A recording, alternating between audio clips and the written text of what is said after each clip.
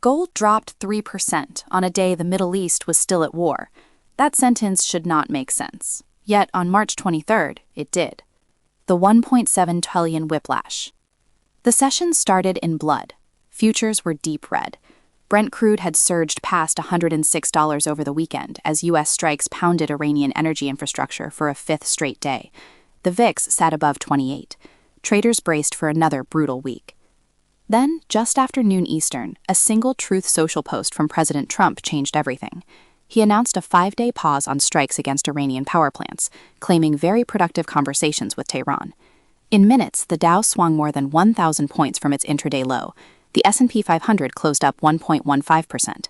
The Nasdaq gained 1.38%. Oil cratered from above $106 to $98.83, a 7% collapse in hours. As CNBC reported, volume in stock and oil futures surged minutes before Trump's market-turning post. The rally was violent. Fortune described it as a $1.7 trillion stock market rally in minutes. Airlines and cruise stocks surged. Chip equipment makers jumped on Tesla's Terafab plants.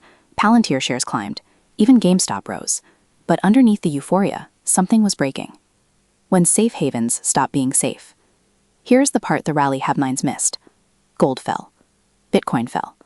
Both dropped on a day when a war was still being fought, when the ceasefire was unconfirmed, and when Iran itself denied any negotiations had taken place. This is not how safe havens are supposed to work.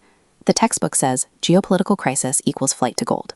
The 2022 Ukraine invasion sent gold to record highs within days. The 2020 COVID crash pushed Bitcoin advocates to call it digital gold. Every modern conflict has reinforced the same reflex.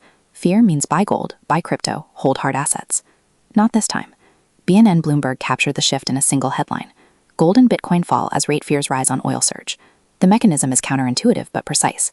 Oil above $100 means inflation is not going away. Inflation not going away means the Federal Reserve cannot cut rates. The Fed holding rates at current levels or worse, signaling hikes, raises the opportunity cost of holding zero-yield assets like gold and Bitcoin. The safe haven trade does not just collapse, it inverts. Peter Schiff, the gold permabull, is calling this a 2008 déjà vu and predicting a massive surge ahead. But in 2008, gold initially crashed 30% before rallying. The crash came first. If history rhymes, the pain is not over. The bond market confirms the signal. The 10-year Treasury yield, which spiked to 4.41% on Friday, its highest since July 2025, only retreated to 4.35% on the relief rally. In past geopolitical sell-offs, yields collapsed as money rushed to safety. This time, they barely budged. The bond market is not pricing fear, it is pricing inflation. Meanwhile, Citadel Securities issued a warning that cuts against the grain of Monday's euphoria. Investors are making a dangerous miscalculation about the Iran war. The firm's EMEA fixed income sales head said the risk to markets will remain high, with few easy exit options. The rally assumes the conflict is ending. Citadel is betting it is not. There is one more fracture worth noting. Stephen Murin, the Fed governor, said Monday that, quote, the Fed should cut rates, and that the labor market slowdown justifies easing. His colleague Austin Goolsbee pushed back, warning about inflation.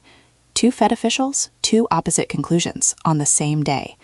The market's dream of rate cuts, as Business Insider put it, has been officially dashed, but the fight inside the Fed is just beginning. The one number that decides what comes next. The question is not whether Trump's pause holds, it is whether oil stays below 100. If Brent remains under 100, the inflation narrative weakens. The Fed gets room to cut. Gold recovers its safe haven status. The Monday rally becomes the beginning of a floor. If Brent breaks back above 105, which it was at just 24 hours earlier, the entire logic reverses. Rate cut expectations evaporate. Gold continues falling despite the war. The bond market reprices, and the 1.7 trillion rally becomes a trap. The IEA chief has already called this the worst energy shock ever recorded. Iran denies any talks occurred. Trump has reversed course within 36 hours before, from obliterate to productive conversations in a weekend, only for the situation to shift again. Watch Brent at 100. That is the line where safe havens either heal or break further. The war gave gold every reason to rally. It fell instead. If that signal is right, the market is telling you something the headlines haven't caught up to yet. This is not a fear trade anymore. It is an inflation trade. And in an inflation trade, nothing is safe.